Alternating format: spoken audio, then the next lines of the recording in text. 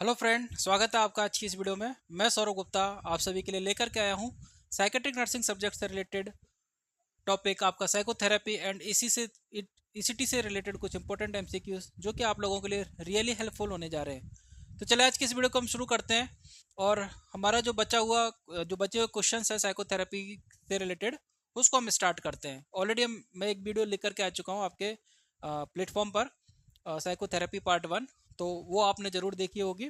उसी को आगे बढ़ाते हुए हम ये वीडियो स्टार्ट कर रहे हैं। तो चलिए शुरू करते हैं आज का टॉपिक।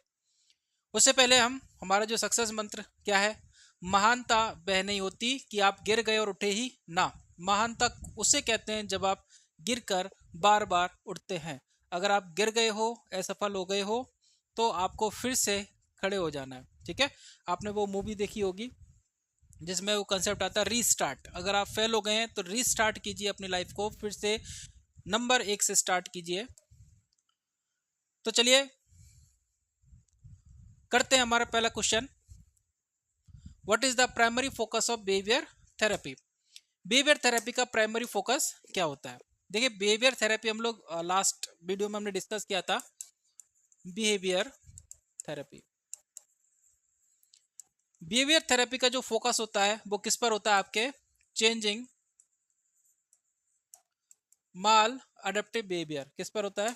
चेंजिंग माल अडेप्टिव बिहेवियर पर होता है।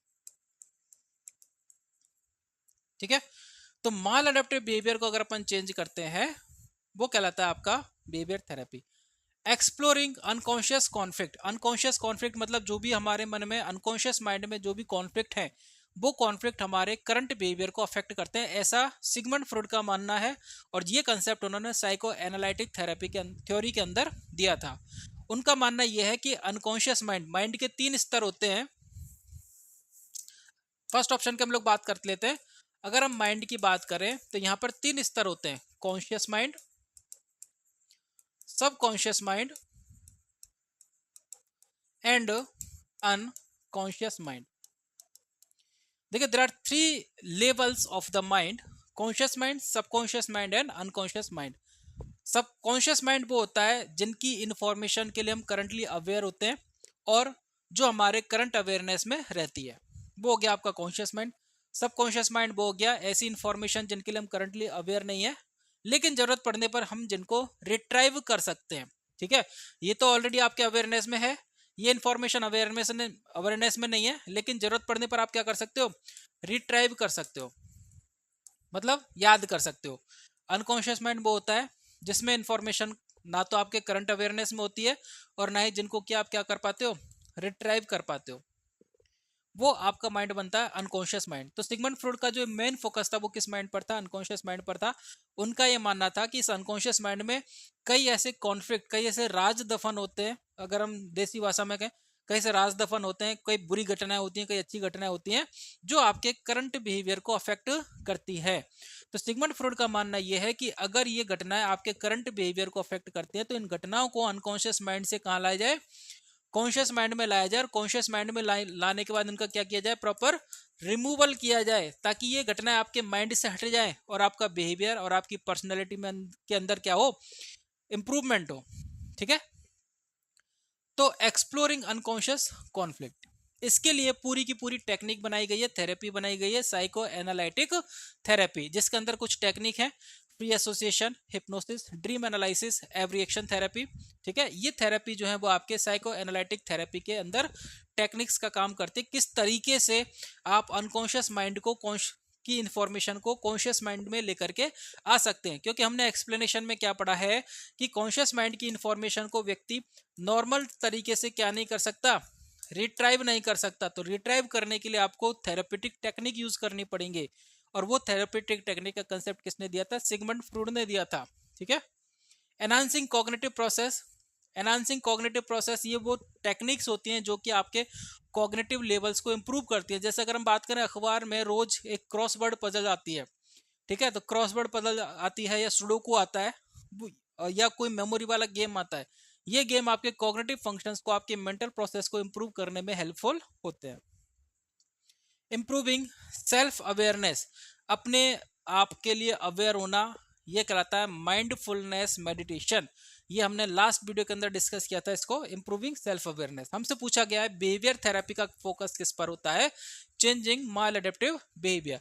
अच्छा, लास्ट वीडियो में हमने बिहेवियर थेरेपी तो पढ़ी थी, साथ के साथ कॉग्निटिव बिहेवियर थेरेपी पढ़ी थी। वहां हमने इन दोनों का डिफरेंस समझा था कि बिहेवियर थेरेपी किस पर फोकस करती है, चेंजिंग माल एडेप्टिव बिहेवियर, जबकि कॉग्निटिव बिहेवियर थेरेपी किस पर फोकस करती है, चेंजिंग माल एडेप्टिव थॉट्स। और उन थॉट के चेंज होने से पर्सन का बिहेवियर चेंज हो जाता है।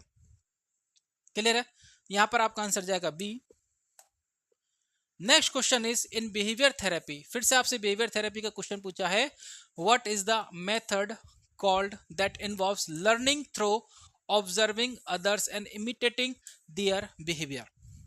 क्या पूछा आपसे? लर्निंग थ्रू ऑब्जर्विंग, दूसरों को ऑब्जर्व करके सीखना, देख करके सीखना, दूसरे जो लोग बिहेवियर कर रहे हैं उस बिहेवियर को एज इट इज कॉपी कर लेना। इमिटेटिंग का मतलब क्या होता है? नकल करना। इमिटेटिंग का मतलब क्या होता है? नकल करना। मैंने क्या कहा आपसे? दूसरे के बिहेवियर को एज इट इज कॉपी कर लेना। कौन से टाइप की लर्निंग में आता है? क्लासिकल कंडीशनिंग में आता है। क्या क्लासिकल कंडीशनिंग का जो कंसेप्ट है वो दिया था इवान पेवलोव ने, आइवान पेवलोव ने दिया था, और इसने वो डॉग वाला एक्सपेरिमेंट किया था, अगर आपको याद हो तो। सलाइवा सिक्रेशन होता है, खाना सामने रखता है। तो इस थ्योरी का जो मेन कंसेप्ट था वो था स्टिमुलस रेस्पॉन्स एसोसिएशन। क्या इसका कंसेप्ट था? Stimulus response association. मतलब आप एक स्टिमुलाई के लिए किस तरीके से रेस्पॉन्स करना है व्यक्ति को, वो रेस्पॉन्स आप सिखा सकते हो। तो स्टिमुलस और रेस्पॉन्स, इस स्टिमुलस के लिए कैसा रेस्पॉन्स देना है ये आप व्यक्ति को सिखा सकते हो, और ये कहलाती है क्लासिकल कंडीशनिंग। दूसरा होता है ऑपरेंट कंडीशनिंग, ये दिया था BF स्किनर ने दिया था, और ये एक्सपेरिमेंट किया था रेट के अंदर, और जिसमें ये रिवार्ड एंड पनिशमेंट ये कंसेप्ट आया था। ठीक है, पॉजिटिव रीइंफोर्समेंट, नेगेटिव रीइंफोर्समेंट। अगर कोई व्यक्ति कोई भी काम करता है और आप उसको रिवॉर्ड दे देते हो तो वो व्यक्ति उस काम को रिपीट करता है, और किसी काम के करने पर अगर आप उसको पनिशमेंट दे देते हो तो उस काम को छोड़ देता है, उस बिहेवियर को वो छोड़ देता है। तो ये टेक्निक काम करती है reward, positive reinforcement, punishment, negative reinforcement के कंसेप्ट पर। और ये आपके किस थ्योरी पर बेस्ड है? ऑपरेंट कंडीशनिंग थ्योरी पर। ये दोनों भी बिहेवियर थेरेपी हैं।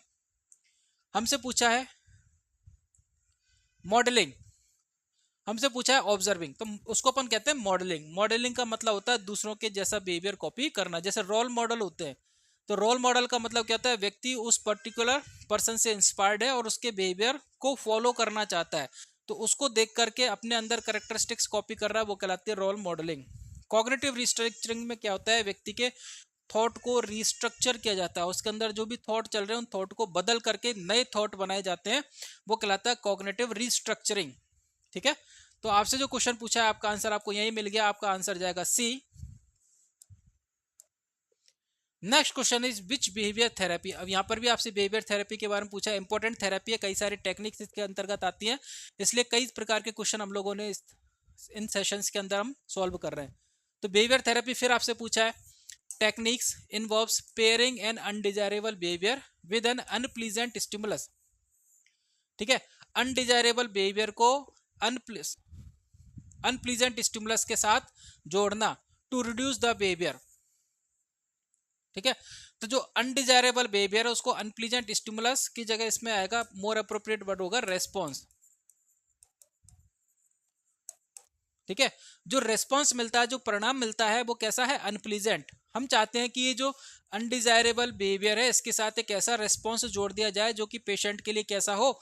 अनप्लीजेंट हो, ताकि उसका बिहेवियर क्या हो जाए? रिड्यूस हो जाए। तो हमने लास्ट वीडियो में भी इसकी बात की थी, अवर्जन थेरेपी इस कंसेप्ट पर काम करती है। अवर्जन थेरेपी जो कि एल्कोहलिक पेशेंट में दी जाती है। इसमें हम क्या करते हैं? पेशेंट का, जैसे जो पेशेंट एल्कोहल लेता है उसके हम खाने में क्या मिला देते हैं? डाइसल्फिराम। तो डाइसल्फिराम एक न्यूट्रल स्टिमुलाई है जिसका कोई रोल नहीं है, लेकिन अल्कोहल के साथ जब ये मिलता है तो DER करता है, डाइसल्फिराम एथेनॉल रिएक्शन। नॉर्मली क्या होता है? अल्कोहल कंज्यूम करने के बाद कैसा रिएक्शन होता है? प्लीजेंट रिएक्शन होता है। लेकिन अगर DER हो रहा है तो फिर रिएक्शन कैसा हो जाएगा? अनप्लीजेंट हो जाएगा। प्लीजेंट रिएक्शन होने के कारण अच्छा लगता है, एंजॉय आता है, तो ये किसका काम करता है? पॉजिटिव रीइंफोर्समेंट का काम करता है। अब देखिए यहाँ पर कौन सी थेरेपी भी साथ के साथ चल रही है? ऑपरेंट कंडीशनिंग की थ्योरी भी साथ के साथ चली। पॉजिटिव रीइंफोर्समेंट का काम करता है, जिससे व्यक्ति इस बिहेवियर को रिपीट करता है। व्यक्ति इस बिहेवियर को क्या करता है, रिपीट करता है। आपने क्या किया, एक नया स्टिमुलाई ऐड कर दिया और इसके ऐड करने की वजह से क्या हो गया, अब ये रिएक्शन जो था वो कैसा हो गया, अनप्लीजेंट हो गया। तो आपने क्या कर दिया, अनडिजायरेबल बिहेवियर। ये हमारे लिए बिहेवियर कैसा था, अनडिजायरेबल। हम चाहते थे कि पेशेंट अल्कोहल छोड़े, आपने प्लीजेंट रेस्पॉन्स के साथ ऐड कर दिया अनप्लीजेंट रेस्पॉन्स। अब रेस्पॉन्स कैसा मिल रहा है, अनप्लीजेंट। तो पेशेंट इस बिहेवियर को रिपीट करेगा क्या, नहीं करेगा। तो रिड्यूस द बिहेवियर, कौन सी टेक्निक आएगी आगे आपके, अवर्जन थेरेपी। सिस्टमैटिक डिसेंसिटाइजेशन जो होता है वो फोबिया के लिए काम में लिया जाता है। पेशेंट जिस भी ऑब्जेक्ट से डरता है, जिस स्टिमुलाई से डरता है, उस स्टिमुलाई के प्रति पेशेंट का जो डर है उसको धीरे धीरे एक सिस्टमैटिक प्रोसेस के द्वारा खत्म किया जाता है, और तब जाकर के पेशेंट को उस फियर्ड स्टिमुलाई के सामने ले जाया जाता है फाइनली। ठीक है, पहले उसका हर स्टेप पर डर खत्म करेंगे और लास्ट में उसको स्टिमुलाई के सामने लेकर के जाएंगे। ये होता है सिस्टमैटिक डिसेंसिटाइजेशन। फ्लडिंग में क्या होता है, पेशेंट को डायरेक्टली फियरफुल स्टिमुलाई के सामने लिया जाता है, डायरेक्टली उसको सिचुएशन में डाल दिया जाता है, वो कहलाती है flooding. Token economy behaviour therapy है, ये हम लोग लास्ट वीडियो में पढ़ चुके हैं। टोकन इकोनॉमी में क्या होता है, पेशेंट जब भी कोई अच्छा रेस्पॉन्स करता है तो हम जनरली क्या देते हैं, उसको अवार्ड देते हैं। ठीक है, लेकिन जहां पर पेशेंट लंबे समय से रह रहा है तो अवार्ड अगर आप लगातार दोगे तो एक बोरिंग कंसेप्ट बन जाता है। यहाँ पर हम क्या करते हैं, पेशेंट को अच्छे काम के लिए एक टोकन दे देते हैं, ठीक है, और बुरे काम के लिए एक टोकन उससे वापस ले लेते हैं। तो पेशेंट को हम ज़्यादा से ज़्यादा टोकन इकट्ठा करने के लिए मोटिवेट करते हैं, प्रेरित करते हैं। तो पेशेंट के अंदर अगर ये ललक आ गई कि मुझे ज़्यादा से ज़्यादा टोकन इकट्ठा करना है, तो वो ज़्यादा से ज़्यादा अपना पॉजिटिव बिहेवियर शो करेगा। बाद में इन टोकन्स को पेशेंट के कुछ इंटरेस्टिंग रिवॉर्ड के साथ चेंज कर सकते हैं। पेशेंट को ऐसा मौका दिया जाता है कि वो इन टोकन्स के बदले में कुछ भी अपना इंटरेस्टिंग आइटम्स ले सकता है। ठीक है, तो वो जो एक मोटिवेशन फोर्स का काम करेगा, एक इंटरेस्टिंग आइटम उसकी इच्छा का, उसकी मनचाही वस्तु उसको मिलेगी, वो एक मोटिवेशन फोर्स का काम करेगा पेशेंट को ज़्यादा से ज़्यादा टोकन इकट्ठा करने के लिए। और पेशेंट को ज़्यादा से ज़्यादा टोकन कैसे मिलेंगे, ज़्यादा से ज़्यादा पॉजिटिव बिहेवियर करके। तो ये टोकन इकोनॉमी का कंसेप्ट है। आपसे पूछा गया है अनडिजायरेबल बिहेवियर को रिड्यूस करना है कैसे, अनप्लीजेंट रेस्पॉन्स के द्वारा। तो कौन सी टेक्निक आएगी आपके, अवर्जन थेरेपी। आपका आंसर जाएगा B. Next is what is token economy. अभी मैंने आपको समझाया था just, a system where clients earn tokens for engaging in desirable behaviour. अगर पेशेंट डिजायरेबल बिहेवियर कर रहा है तो उसको क्या मिलता है, टोकन मिलता है। A technique that pairs a stimulus with a response. ये कौन सी टेक्निक पर काम करता है, आपकी क्लासिकल कंडीशनिंग। क्लासिकल, देखिए दोनों चीज मैं साथ साथ ले रहा हूं। क्लासिकल कंडीशनिंग लर्निंग थ्योरी पर बेस्ड आपकी थेरेपी पर काम करता है। ठीक है, कौन सी थेरेपी, अवर्जन थेरेपी। यहां पर आपके दो कंसेप्ट सॉल्व होते हैं कि अवर्जन थेरेपी में क्या होता है, स्टिमुलस को रेस्पॉन्स के साथ पेयर किया जाता है, और ये कंसेप्ट किस लर्निंग थ्योरी पर बेस्ड है, क्लासिकल कंडीशनिंग लर्निंग थ्योरी पर बेस्ड है। तो ये आपका आंसर नहीं होगा। A method for exploring unconscious thought. आपके अनकॉन्शियस थॉट को एक्सप्लोर करने का एक मेथड है, ये होता है आपके किसमें, साइको एनालिटिक थेरेपी में। किसमें होता है, साइको एनालिटिक थेरेपी में। क्लियर है। Next is type of aversion therapy. Aversion therapy हम लोग ऑलरेडी पढ़ चुके हैं। अवर्जन थेरेपी में भी सेम कंसेप्ट आएगा। क्वेश्चन आपसे पूछा टोकन इकोनॉमी। अब टोकन इकोनॉमी काम कैसे करती है, जैसे मैंने बताया कि पेशेंट को हम ज्यादा से ज्यादा टोकन इकट्ठा करने के लिए मोटिवेट करते हैं। तो जैसे मान के चलो पेशेंट को चॉकलेट चाहिए, हालांकि चॉकलेट हमको तब देनी है जब साइकेट्रिस्ट के द्वारा अलाउड हो, क्योंकि चॉकलेट जो है उसमें कैफीन होता है, जो कि अपने आप में एक साइको एक्टिव सब्सटेंस होता है और जो उसके ट्रीटमेंट को अफेक्ट कर सकता है। ठीक है, जस्ट एक एग्जांपल के तौर पर हम इसको ले रहे हैं। कोई भी उसकी ड्रेस हो गई, कोई परफ्यूम हो गया, कोई सोप हो गया, क्योंकि पेशेंट लंबे समय से उस थेरेपेटिक एनवायरनमेंट में रहते हैं, इन चीज़ों की उनको डिजायर होती है, तो हम टोकन के बदले ये चीज़ें दे सकते हैं। जैसे अभी एक नॉर्मल साबुन आता है नहाने के लिए, पेशेंट को कहता है कि नहीं मेरे को तो पर्टिकुलर साबुन चाहिए, तो अगर आपको पर्टिकुलर साबुन चाहिए तो इतने टोकन दो आप, तो आपको साबुन मिलेगा। तो जैसे आपने कहा कि 8 टोकन पे आपको ये साबुन मिल जाएगा, आप जो चाहोगे। 20 टोकन्स पर आपको परफ्यूम मिल जाएगा, 50 टोकन्स पर आपको ड्रेस मिल जाएगी, और चॉकलेट अगर 15 टोकन्स पर आपको चॉकलेट मिल जाएगी। ठीक है, तो ये आपने क्राइटेरिया डिसाइड कर दिया। तो पेशेंट के पास जितने टोकन इकट्ठा होंगे, उस टोकन के बदले में पेशेंट जो भी चीज़ चाहे वो चीज ले सकता है। अगर 50 टोकन ड्रेस चाहे तो उसको 50 टोकन जमा करने होंगे। ये एक प्रकार का बिजनेस वाला कंसेप्ट आ गया यहाँ पर, ठीक है। इसको अपन बोलते हैं टोकन इकोनॉमी। तो इस system where client earn tokens for engaging in desired behaviour. तो दोस्तों आपको वीडियो कैसी लगी, ठीक है, समझ में आ रहा है आपको? अगर आप हमारे साथ जुड़ना चाहते हैं तो प्ले स्टोर से आप हमारा ऐप डाउनलोड कर सकते हैं। सबसे कम फीस में हम इंडिया के अंदर सबसे कम फीस में हम आपको नर्सिंग कोचिंग प्रोवाइड करते हैं, ठीक है। तो फीस कम है इसका मतलब ये नहीं कि हमारी क्वालिटी, हमारी सर्विसेज में कोई कमी है। बेटर सर्विसेज हम आपको देने की कोशिश करते हैं। अधिक जानकारी के लिए आप हमारा ऐप डाउनलोड कीजिए और तब आप खुद से डिसाइड कीजिए, ठीक है। अधिक जानकारी के लिए आप इस नंबर पर कॉन्टैक्ट कर सकते हैं 9950755186। तो चलिए बढ़ते हैं हमारा नेक्स्ट क्वेश्चन की तरफ। नेक्स्ट क्वेश्चन हमारा, what is the primary indication for using electroconvulsive therapy. देखिए हमसे किसका क्वेश्चन पूछ लिया, अब ईसीटी का क्वेश्चन पूछ लिया। इलेक्ट्रोकन्वल्सिव थेरेपी का प्राइमरी इंडिकेशन क्या है?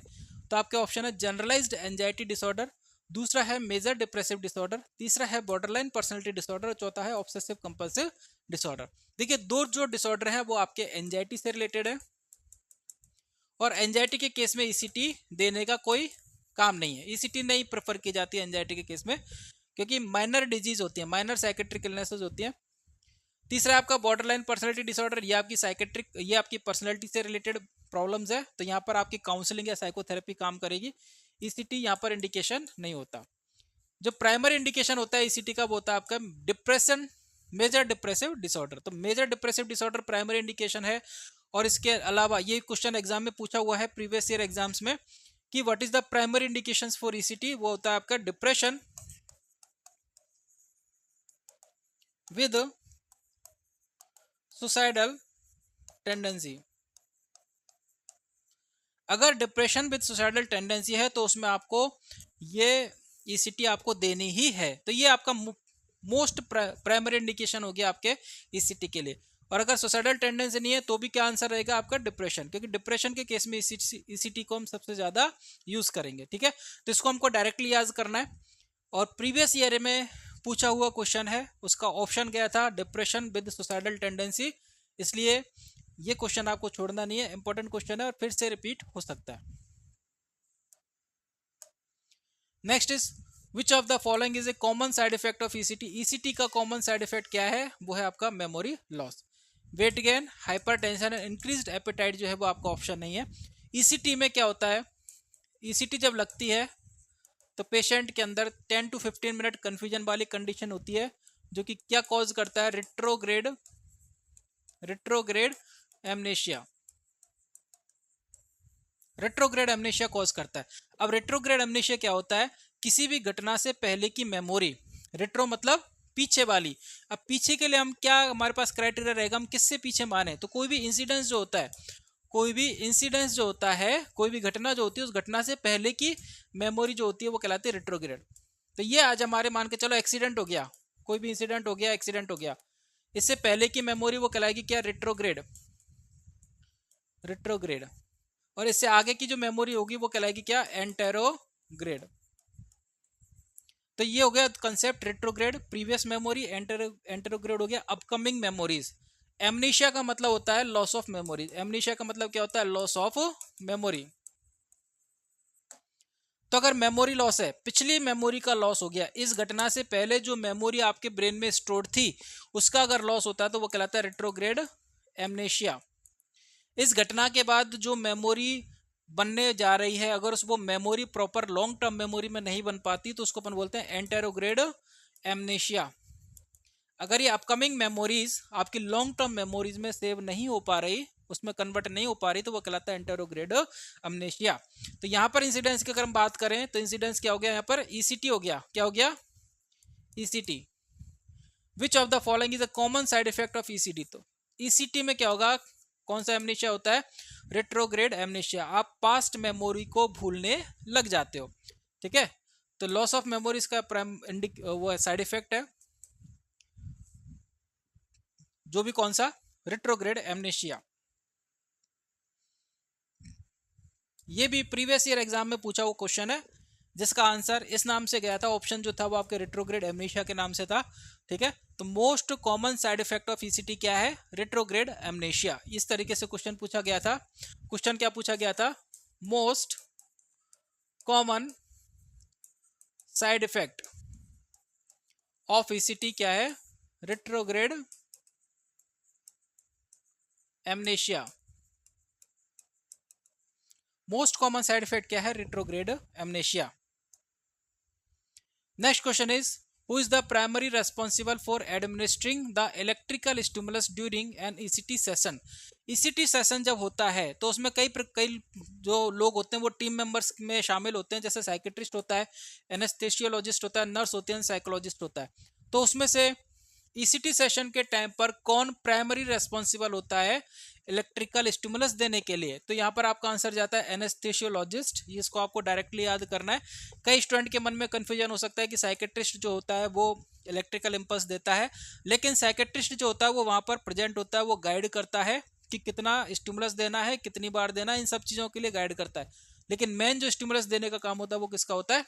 एनेस्थेसियोलॉजिस्ट का काम होता है, क्योंकि उसको मेडिसिन डोज, जो डोज होती है मेडिसिन की, एनेस्थीसिया की होती है, मसल्स रिलैक्सेंट की होती है, वो सब कौन डिसाइड करेगा? आपके एनेस्थेसियोलॉजिस्ट। तो इसको आपको एज इट इज याद करना है।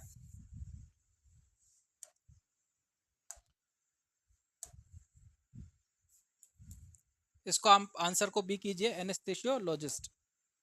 Next question is what is the typical duration of single ECT treatment the time the electrical stimulus is applied. जो सिंगल ईसीटी ट्रीटमेंट दिया जाता है, जैसे पेशेंट को अभी जो ट्रीटमेंट दिया जा रहा है ईसीटी का, इसको अपन ऐसे समझेंगे, the time of electrical stimulus is applied, मतलब कितने टाइम तक उसको इलेक्ट्रिकल स्टिमुलस दिया जाता है। क्वेश्चन क्या कह रहा है? What is the typical duration of single ECT treatment. एक सिंगल ईसीटी ट्रीटमेंट जो है उसमें कितने टाइम के लिए इलेक्ट्रिकल स्टिमुलस दिया जाता है? तो उसका आंसर है लेस देन 1 सेकेंड। इसका एग्जैक्ट टाइमिंग जो होता है 0.1 to 1 सेकेंड। तो क्या हो गया आपके? Less than 1 second. Next is which of the following condition is contraindicated for ECT. ECT के केस में कौन सी कंडीशन कॉन्ट्राइंडिकेटेड होती है, मतलब किस केस में ईसीटी नहीं दिया जाएगा? तो ईसीटी जो है वो सीवियर डिप्रेशन, इस केस में दिया जाता है। सुसाइडिलिटी का केस हो, सुसाइड करना हो, वो दिया जाएगा। कैटाटोनिक स्किजोफ्रेनिया के केस में भी ईसीटी प्रेफर किया जाता है। कैटाटोनिक स्किजोफ्रेनिया के केस में भी ईसीटी दिया जाता है। केवल किस केस में नहीं दिया जाता है? Increased intracranial pressure. तो बाकी के जो तीन ऑप्शन है वो है इंडिकेशन फॉर ईसीटी, और ये जो ऑप्शन है आपका सी, वो है इंक्रीज्ड इंट्राक्रेनियल प्रेशर, मतलब आपके जब ब्रेन के अंदर आईसीपी बढ़ जाता है उस केस में ईसीटी को अवॉइड करना चाहिए। ठीक है, तो आंसर होगा आपका C. Next question is which of the following is not a typical step in ECT procedure. अब देखिए टिपिकल स्टेप की बात करते हैं तो ईसीटी को हम कैसे कैसे देंगे। सबसे पहले क्या दिया जाता है ईसीटी के अंदर? दो प्रकार की ईसीटी होती है, एक तो होती है डायरेक्ट और दूसरी होती है इनडायरेक्ट। तो डायरेक्ट में तो क्या होता है? डायरेक्टली उसको इलेक्ट्रिकल इंपल्स अप्लाई किया जाता है बिना किसी मेडिसिन के। इनडायरेक्ट में क्या होता है? यहाँ पर उसको पहले मेडिसिन दी जाती है और उसके बाद क्या दिया जाता है? इलेक्ट्रिकल इंपल्स दिया जाता है। तो डायरेक्ट में तो क्या हो गया? कोई मेडिसिन नहीं दी जाएगी, जबकि इनडायरेक्ट में मेडिसिन दी जाएगी। तब कौन कौन सी मेडिसिन देते हैं? एक तो हम देते हैं यहाँ पर एट्रोपिन देते हैं, दूसरे हम देते हैं थायोपेंटोन सोडियम,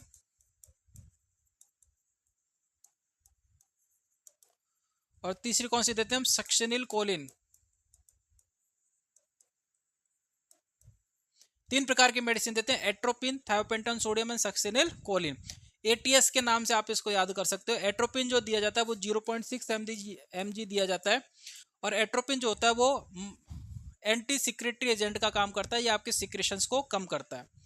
दूसरा होता है thiopentone sodium. Thiopentone sodium anaesthesia के रूप में दिया जाता है, और सक्सेनिल कोलिन जो होता है वो किसके रूप में दिया जाता है? मसल्स। क्या काम करता है ये? मसल्स रिलैक्सेंट का काम करेगा। किसका काम करेगा? मसल्स रिलैक्सेंट का काम करेगा। ठीक है, ये तीन मेडिसिन हम लोग देते हैं। उसके बाद क्या होता है? पेशेंट को ओटी में ले जाया जाता है, जो आपका ईसीटी रूम है। Thiopentone sodium and succinyl Colin ये at the on the ECT table दिया जाता है, ये आप 15 से 20 मिनट पहले पेशेंट को देते हैं एट्रोपिन। अगर पेशेंट को एट्रोपिन उस टाइम नहीं दिया गया तो आप on the ECT table administer कर सकते हैं, लेकिन वो एनेस्थेटिक जो पर्सन होता है एनेस्थेटिस्ट, उसकी देखरेख में किया जाता है पूरा काम। ठीक है, तो थायोपेंटोन सोडियम एनेस्थीसिया का काम करेगा और सक्शनिल कोलिन मसल्स रिलैक्सेंट का काम करेगा। अब सक्शनिल कोलिन क्यों देते हैं, मसल्स रिलैक्सेंट की क्या जरूरत पड़ती है? तो जब हम ईसीटी देते हैं, तो वहां पे दो प्रकार की फेज होती है, एक होती है टॉनिक, दूसरी होती है क्लॉनिक। क्योंकि ईसीटी में कौन से सीजर प्रोड्यूस होते हैं? ईसीटी देने के बाद क्या होता है, टॉनिक क्लॉनिक सीजर प्रोड्यूस होते हैं। ठीक है, तो टॉनिक में क्या होता है, टॉनिसिटी बढ़ जाती है मसल्स की, और क्लॉनिक में क्या होता है, सीजर्स आते हैं। ठीक है, तो टॉनिक जो फेज होती है वो 10 to 15 सेकेंड्स होती है, और क्लॉनिक फेज जो होती है वो 20 to 30 to 60 seconds 30 to 60 seconds तक होती है। ठीक है, तो टॉनिक फेज में जहां पे मसल्स टॉनिसिटी बढ़ जाती है वहां पर जॉइंट के फ्रैक्चर होने की संभावना होती है, तो इसलिए उस टॉनिसिटी को कम करने के लिए क्या दिया जाता है, मसल्स रिलैक्सेंट दिया जाता है। इसके अलावा जो वहां पे स्टाफ होता है उनको कहा जाता है कि आप जॉइंट को होल्ड करके रखिए ताकि जॉइंट डिसलोकेशन नहीं हो। ठीक है, तो ये हो गया। अब हम ऑप्शन पढ़ते हैं। एडमिनिस्ट्रेशन ऑफ मसल्स रिलैक्सेंट क्या हम दे रहे हैं, मसल्स रिलैक्सेंट दिया जा रहा है, तो यस दिया जा रहा है। क्या नाम है ड्रग का, succinylcholine. Induction of seizures, seizures induce किया जा रहा है। कौन से सीजर प्रोड्यूस हो रहे हैं, टॉनिक क्लॉनिक सीजर्स प्रोड्यूस होते हैं। यूज ऑफ डिफिब्रिलेटर, डिफिब्रिलेटर का यूज कहीं नहीं किया जाता है ईसीटी के अंदर। डिफिब्रिलेटर जो होता है वो आपके कार्डियक फंक्शनिंग को रिस्टोर करने के लिए किया जाता है। इमरजेंसी सिचुएशन में जहां पर पेशेंट का हार्ट काम करना बंद कर देता है वहां पर आप डिफिब्रिलेटर यूज करते हैं ताकि आप कार्डियक फंक्शनिंग को रिस्टोर कर सकें। तो ये ऑप्शन आपका कहाँ आता है, इमरजेंसी सिचुएशन में कार्डियक फंक्शनिंग को रिस्टोर करने के लिए काम में आता है। तो ये इसका एक काम ईसीटी में नहीं है। Application of an electrical stimulus, तो इलेक्ट्रिकल स्टिमुलस को अप्लाई किया जाता है, तो ये भी आपका स्टेप है। कौन सा आपका ऑप्शन स्टेप में नहीं आएगा, वो आएगा यूज ऑफ डिफिब्रिलेटर। आपका आंसर जाएगा C. Next question is which of the following is a primary benefit of dance therapy. Dance therapy का प्राइमरी बेनिफिट क्या है? तो आपने देखा होगा कि जब पेशेंट को डिप्रेशन होता है तो डिप्रेशन के साथ एक डिल्यूजन आता है जिसको अपन बोलते हैं निहिलिस्टिक डेल्यूजन। निहिलिस्टिक डेल्यूजन जिसमें क्या होता है, पेशेंट को ऐसा लगता है कि दुनिया एग्जिस्ट नहीं करती और ना ही मेरा शरीर इस दुनिया के अंदर एग्जिस्ट करता है। तो अपनी बॉडी के लिए जो अवेयरनेस होती है पेशेंट के अंदर खत्म हो जाती है। बॉडी के लिए सेंसेशन, बॉडी के लिए जो अवेयरनेस होती है पेशेंट के अंदर खत्म हो जाती है। किस केस में, डिप्रेशन के केस में। तो पेशेंट का माइंड और बॉडी आपस में एक दूसरे को रिकनेक्ट नहीं कर पाते, लेकिन जब आप डांस करते हो और आपकी बॉडी के अंदर मूवमेंट होता है तो आपका माइंड और आपकी बॉडी आपस में एक दूसरे के साथ इंटीग्रेट होती है। ठीक है, जो एक उनके बीच का कनेक्शन है वो बनता है। जब जो कि किसकी वजह से खो गया था, डिप्रेशन की वजह से। आप अपने माइंड में अपनी बॉडी को फील नहीं कर पा रहे क्योंकि उनके बीच का कनेक्शन खत्म हो गया डिप्रेशन की वजह से। तो उस इंटीग्रेशन को बनाने के लिए डांस थेरेपी हेल्प करती है। इसके अलावा आपके अंदर जो भी इमोशंस है उनको बाहर निकालने में आपकी हेल्प करेगी, क्योंकि हमारे अंदर जो भी इमोशंस होता है प्रॉपर बॉडी मूवमेंट के द्वारा हम उन इमोशंस को बाहर निकाल सकते हैं। चाहे डिप्रेशन हो, चाहे एंजाइटी हो, चाहे एंगर हो, कुछ भी हो। अगर आप किसी भी प्रकार का बॉडी मूवमेंट करते हो, अगर आप गार्डनिंग करते हो, अगर आप खेती करते हो, अगर आप एक्सरसाइज करते हो, अगर आप जिम में जाते हो, ठीक है, अगर आप वो बॉक्सिंग पैक जो बैग होता है उसको पंच करते हो, या फिर आप डांस करते हो, इन सभी चीज़ों में आपके फिजिकल मूवमेंट होता है, फिजिकल एक्टिविटी होती है। और ये फिजिकल एक्टिविटी आपके इमोशंस को शरीर से बाहर निकालने का काम करती है। ये जनरल कंसेप्ट समझ में आ गया।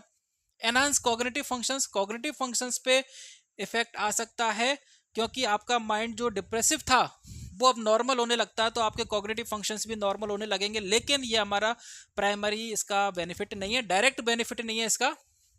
इंप्रूविंग कार्डियोवेस्कुलर हेल्थ, डांसिंग से ये भी होता है, लेकिन प्राइमरी बेनिफिट साइकेट्रिक के केस में जब हम यूज कर रहे हैं तो प्राइमरी बेनिफिट ये नहीं बनता।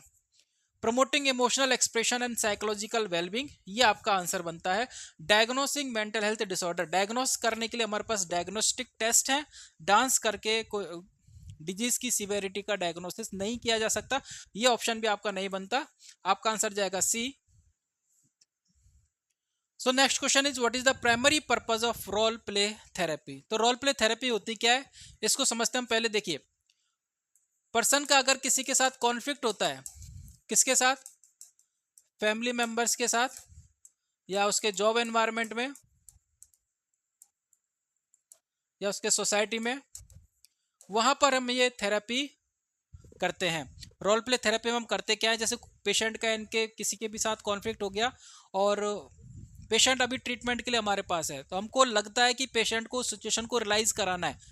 तो इस सिचुएशन को रियलाइज कराने में और उस सिचुएशन में किस तरीके से पेशेंट उस वक्त रिस्पॉन्ड कर सकता था, ये रियलाइज करवाने में हम रोल प्ले थेरेपी काम में लेते हैं। इसमें हम क्या करते हैं, पेशेंट को दूसरे और पेशेंट के साथ या किसी और मेंबर के साथ उनको मिक्सअप कर दिया जाता है, उनको एक ग्रुप बनाया जाता है और उनको कहा जाता है कि आप एक इमेजनरी सिचुएशन तैयार कीजिए, उस इमेजनरी सिचुएशन में एक कॉन्फ्लिक्ट तैयार कीजिए, कोई इशू तैयार कीजिए और इस इशू को कैसे रिजॉल्व किया जाए इसके लिए भी सॉल्यूशन आपको तैयार करना है। तो जैसे पेशेंट को कहा गया आपको एक बर्थडे पार्टी का सीन तैयार करना है, बर्थडे पार्टी का सीन तैयार करना है। अब पेशेंट क्या करेंगे, उनके साथ जो लोग हैं उनको एक वो रोल दे देंगे कि आपका बर्थडे रहेगा, आप मदर बनेंगे, आप पेरेंट्स फादर बनेंगे, आप ब्रदर बनेंगे, आप डिलीवरी बॉय बने, जो भी उनके सिचुएशन के अकॉर्डिंग जो भी वो स्क्रिप्ट तैयार करते हैं। यहाँ पे ध्यान रखना है स्क्रिप्ट जो होगी वो पेशेंट के द्वारा खुद से तैयार की जाएगी। तो स्क्रिप्ट हो गया, रोल डिसाइड हो गया सबका। अब क्या होता है, उनको एक इमेजनरी कॉन्फ्लिक्ट तैयार करना होता है और उसी इमेजनरी कॉन्फ्लिक्ट को लेकर के उनको एक इमेजनरी सॉल्यूशन तैयार करना होता है। अब आप देखिए कि जब पेशेंट इन चीज़ों पर डिस्कस करते हैं, ठीक है, कि क्या कॉन्फ्लिक्ट हो सकता है और किस तरीके से उसको हम एक पॉजिटिव तरीके से इसका क्या सॉल्यूशन हो सकता है, जब इन चीज़ों पर काम करते हैं तो पेशेंट कहीं ना कहीं अपनी सिचुएशन को इस सिचुएशन के साथ कोरिलेट करते हैं कि मैं भी कभी इस सिचुएशन में था और मैंने जो रेस्पॉन्स दिया था वो पॉजिटिव तरीके का नहीं था। तो पेशेंट के अंदर एक इनर जो थॉट प्रोसेस है उसको चेंज करने के लिए रोल प्ले थेरेपी काम करती है। तो पेशेंट क्या करेगा, यहाँ पर खुद से एक इमेजिनरी इशू तैयार करेगा और उसके अकॉर्डिंग उसका क्या पॉजिटिव तरीके का सॉल्यूशन हो सकता है वो सॉल्यूशन भी तैयार किया जाएगा। ठीक है, उसके बाद वो एक्ट करेंगे, तो एक्ट करने के साथ साथ क्या डेवलप होगा, उनके अंदर सोशल स्किल्स डेवलप होती है कि किस तरीके से बिहेव करना चाहिए सोशल सिचुएशन में, वो चीज़ों का नॉलेज भी पेशेंट के अंदर एनहांस होगा। तो रोल प्ले समझ में आ गया। रोल प्ले का मतलब जैसे हम लोग ड्रामा वगैरह करते हैं उसी तरीके का सेम सिचुएशन है, लेकिन यहाँ पर पूरा का पूरा स्क्रिप्ट किसके द्वारा लिखा जाता है, पेशेंट के खुद के द्वारा लिखा जाता है। To practice social skills and explore different behaviour, yes. To entertain client, client को एंटरटेन करने के लिए किया जाता है क्या, नहीं। To diagnose mental disorders, mental disorder को डायग्नोस करने के लिए किया जाता है क्या, नहीं। To teach complex theoretical concept, उनको कोई थ्योरी सिखाने के लिए हम ये काम करते क्या, नहीं। उनको हम बिहेवियर सिखाने के लिए, सोशल स्किल सिखाने के लिए ये टेक्निक यूज में लेते हैं। Next is in role play who typically takes on the role of the person with whom the client has a conflict. अब यहां पर पूछा गया है, जैसे हमने रोल प्ले का डिस्कशन कर लिया कि क्लाइंट का किसके साथ कॉन्फ्लिक्ट था, उस कॉन्फ्लिक्ट की जगह आप किसको अपॉइंट करेंगे, जिस पर्सन के साथ कॉन्फ्लिक्ट था, अब वो पर्सन तो यहाँ मौजूद है नहीं, उस पर्सन की जगह आप पेशेंट के साथ जब रोल प्ले करता है, पेशेंट रोल प्ले करता है तो उस व्यक्ति की जगह आप किसको रखेंगे, तो आप उसमें से किसी को भी रख सकते हैं। पहला है थेरेपिस्ट, दूसरा है अनदर क्लाइंट, तीसरा है ए फैमिली मेंबर, चौथा है एनी ऑफ द अबव। तीनों ही लोग इसमें शामिल हो सकते हैं। थेरेपिस्ट अगर शामिल होता है तो उसका अपना एक बेनिफिट होता है, क्योंकि थेरेपिस्ट को पता होता है कि कौन सी जगह कौन सा सेंटेंस बोलना है ताकि पेशेंट के अंदर थिंकिंग, इनर थिंकिंग इंप्रूव हो। ठीक है, अनदर क्लाइंट भी हो सकता है, उसको हम सिचुएशन समझा सकते हैं तो वो दोनों आपस में एक बेटर कोरिलेट कर सकते हैं। फैमिली मेंबर हो सकता है, उसको एग्जैक्टली सिचुएशन का पता होता है तो वो उसी तरीके से सेम तरीके से रिएक्ट करेगा जैसा कि उसने एक्चुअल सिचुएशन के टाइम पर किया था, तो वो भी हो सकता है। तो तीनों ही अगर आप शामिल रखते हैं तो किसी को भी आप उसके अंदर इंक्लूड कर सकते हैं। ठीक है, तो एनी ऑफ द अबव इसका आंसर रहेगा। Next is what is the primary goal of the thought stopping techniques in cognitive behaviour therapy. Cognitive behaviour therapy में मैंने ऑलरेडी आपको बता चुका हूँ, कॉग्निशन जो वर्ड है वो किसको इंडिकेट करता है, आपके थॉट को इंडिकेट करता है। यहां पर क्वेश्चन क्या कह रहा है, thought stopping technique. Thought stopping technique हम कई केसेस में यूज ले सकते हैं, जहां पर फोर्सफुल थॉट आपके कॉन्शियस माइंड को इंट्रूड कर सकते हो, आपके कॉन्शियस माइंड को हाईजैक करते हो, आपका ध्यान जो है वो बार बार उन्हीं चीजों की तरफ जाता है, वहां पर हम ये थॉट स्टॉपिंग टेक्निक यूज कर सकते हैं। इसमें हम क्या करते हैं, सबसे पहले हम शांत मुद्रा में बैठते हैं, सारे थॉट जो भी हमारे मन में आते हैं उनको हम अपने कॉन्शियस सेंटर में लेकर के आते हैं, अटेंशन सेंटर में लेकर के आते हैं और उसके बाद जोर से शाउट करते हैं स्टॉप। तो स्टॉप करने से क्या होता है, वो थॉट जो होते हैं वो डिस्टर्ब हो जाते हैं। ये एक थॉट स्टॉपिंग टेक्निक है। अब ये आपके ऊपर डिपेंड करता है कि आप पर वर्क करती है या नहीं करती, लेकिन ये थॉट स्टॉपिंग टेक्निक का कंसेप्ट है। अब आपसे पूछा गया है कि प्राइमरी गोल क्या है इस टेक्निक का, to enhance memory retention, memory को बढ़ाने के लिए किया जाता है क्या, किसके लिए किया जाता है, थॉट्स को इंटरप्ट करने के लिए, to interrupt and eliminate unwanted और intrusive thoughts, to promote relaxation and mindfulness, उसके लिए अलग टेक्निक्स हैं। Main purpose of this technique is to interrupt and eliminate unwanted thoughts, to improve problem solving skills. ये भी इसका कोर कंसेप्ट नहीं है। कोर कंसेप्ट क्या है इस टेक्निक का, जो आपके मन में बार बार विचार आ रहे हैं उन विचारों को रोकना, ये टेक्निक काम करती है। क्लियर है।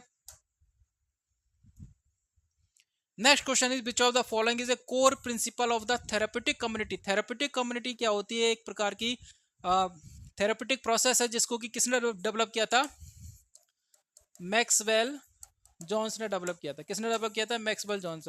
इसने कहा कि पेशेंट का जो एनवायरनमेंट होता है उसको आप थेरेपेटिक बना दीजिए। अगर आप एक एक पेशेंट को ट्रीट करोगे और उसको स्किल सिखाओगे, उसमें बहुत ज़्यादा टाइम जाएगा। आप क्या कीजिए, उस पूरे एनवायरनमेंट को थेरेपेटिक बना दीजिए, हर पेशेंट एक थेरेपेटिक पर्पस से काम करे, तो उस थेरेपेटिक एनवायरनमेंट के अंदर जो दूसरे पेशेंट है वो ऑटोमेटिकली उनके अंदर स्किल्स डेवलप होना स्टार्ट हो जाएगा, क्योंकि वो दूसरे पेशेंट को देखेंगे उस तरीके से काम करते हुए। तो यहाँ पर क्या करते हैं कि आप जितने भी पेशेंट उस वार्ड के अंदर रह रहे हैं, उस थेरेपेटिक सेंटर में रह रहे हैं, उन सबको एक जिम्मेदारी दे दी जाती है, उनकी एक कम्युनिटी बना दी जाती है, और उनमें से 8-10 मेंबर को लेकर के उनको जिम्मेदारी दे दी जाती है कि आप सुबह सभी पेशेंट को जगाने का काम करेंगे, आप सुबह सभी पेशेंट को हाइजीन मेंटेन कराने का काम करेंगे। तीसरे पेशेंट को जिम्मेदारी दे दी, आप ध्यान रखेंगे कि कोई भी पेशेंट भूखा ना रहे, क्योंकि साइकेट्रिक पेशेंट है, उनको पता ही नहीं होता कि खाना मिल रहा है नहीं मिल रहा, हो सकता है खाना खा पी करके खत्म भी हो जाए और वो वहीं बैठे रहे ना, भूखे रह जाए।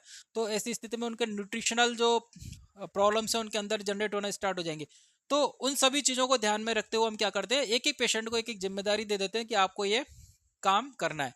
1 महीने बाद 2 महीने बाद जब उनके अंदर वो स्किल्स डेवलप हो जाए तो आप दूसरे पेशेंट को रोटेट कर सकते हो वो जिम्मेदारी, ताकि उनके अंदर भी वो नेसेसरी स्किल्स डेवलप हो जाए।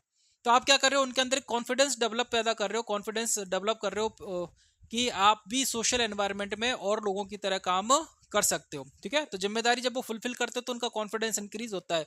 तो ये एक कंसेप्ट है थेरापेटिक कम्युनिटी का, जिसको कि डेवलप किया था मैक्सवेल जॉन ने डेवलप किया था। तो अलग अलग प्रकार के कॉन्सेप्ट है इसके, जब आप पूरी थ्योरी पर जाओगे तो वहां पर आपको एक डिटेल डिस्क्रिप्शन इस थ्योरी का मिलेगा। अब हम आते हैं अपने ऑप्शन की तरफ। कोर प्रिंसिपल हमसे पूछा है, hierarchical authority structures, active participation of residents in the management and daily operation. जैसे मैंने बताया आपको कि एक एक पेशेंट को जिम्मेदारी दे दी, तो हम क्या करें, पेशेंट का एक्टिव पार्टिसिपेशन करा रहे हैं इन the management of daily operations. जो आपके डेली ऑपरेशंस होते हैं, पेशेंट को खाना खिलाना, हाइजीन मेंटेन करना, जगाना, ठीक है, उनको थेरेपी सेशन में लेकर के आना, उनके अंदर उनको गेम खिलाना, इन सभी में आप क्या कर रहे हो, पेशेंट का ही पार्टिसिपेशन कर रहे हो। ठीक है, तो आपका रोल कैसा हो गया, पैसिव रोल हो गया, लेकिन आप एज ए ऑब्जर्वर की तरह काम करोगे, ताकि पेशेंट, आप ये देख सको कि पेशेंट सही डायरेक्शन में जा रहे हैं या नहीं जा रहे। तो एक्टिव पार्टिसिपेशन हो गया, ये एक आपका रूट प्रिंसिपल हो गया। ठीक है, हिरार्कियल ऑथोरिटी स्ट्रक्चर्स, यहाँ पर ऑथोरिटी बनती है लेकिन ये इसका कोर कंसेप्ट नहीं है। Individual isolation for self reflection, आप इंडिविजुअल को आइसोलेट कर देते तो यहाँ पर आइसोलेशन नहीं है बल्कि कम्युनिटी फॉर्मेशन है। प्राइमरी मेडिकेशंस बेस्ड ट्रीटमेंट, ये आपका ऑप्शन नहीं है। कोर कंसेप्ट आपका जो है वो बी। इंपॉर्टेंट क्वेश्चन है, एग्जाम में पूछा जा सकता है, प्रीवियस ईयर एग्जाम्स में भी पूछा गया है। 2 क्वेश्चन बनते हैं यहाँ पर। किसने दी थी थेरेपेटिक कम्युनिटी का कंसेप्ट, किसने दिया था, मैक्सवेल जॉन ने। और दूसरा बनता है कि इसका कोर कंसेप्ट क्या है, वो हो गया। और तीसरा बनता है यहाँ पर इसका दूसरा नाम क्या है, थेरेपेटिक कम्युनिटी का दूसरा नाम है मिल्यू थेरेपी। मिल्यू थेरेपी का नाम आपने सुना होगा, अगर साइकेट्रिक में पढ़ा है आपने तो कहना क्या, मिल्यू थेरेपी का नाम आपने सुना होगा। तो मिल्यू थेरेपेटिक का दूसरा नाम ही क्या है, थेरेपेटिक कम्युनिटी, जो कि किसके द्वारा डेवलप की गई थी, मैक्सवेल जॉन के द्वारा डेवलप की गई थी। क्लियर है, तो बढ़ते हैं नेक्स्ट क्वेश्चन की तरफ। ओके, तो ये हमारा सेशन यहाँ पर खत्म होता है। आज की वीडियो में इतना है। आज की वीडियो से रिलेटेड अगर आपको कोई भी डाउट हो तो आप हमसे क्वेरी कर सकते हैं। इंपॉर्टेंट सेशन रहा है आज का, 2 वीडियो हमने तैयार किए हैं साइकोथेरेपी के ऊपर। ठीक है, पार्ट 1 एंड पार्ट 2। एक लंबा टॉपिक है, अच्छा टॉपिक है, इंपॉर्टेंट टॉपिक है। और ये टॉपिक पढ़ने के बाद मुझे नहीं लगता कि आपको कोई भी डाउट रहा होगा। फिर भी अगर आपको डाउट हो आज के सेशन में, या आप कहीं पे भी किसी भी बुकलेट के अंदर, किसी भी बुक के अंदर कोई ऐसा क्वेश्चन पढ़ते हैं जो कि आपको समझ में नहीं आ रहा, तो आप हमें टेलीग्राम चैनल के माध्यम से, हम हमारे यूट्यूब चैनल के माध्यम से आप हमसे कॉन्टेक्ट कर सकते हैं। उस क्वेश्चन का एक बाकायदा यूट्यूब वीडियो बना करके पोस्ट किया जाएगा, जिसको कि आप देख सकते हैं। आपके साथ साथ अदर स्टूडेंट्स को भी बेनिफिट होगा। तो आज की वीडियो में इतना ही। Thank you very much.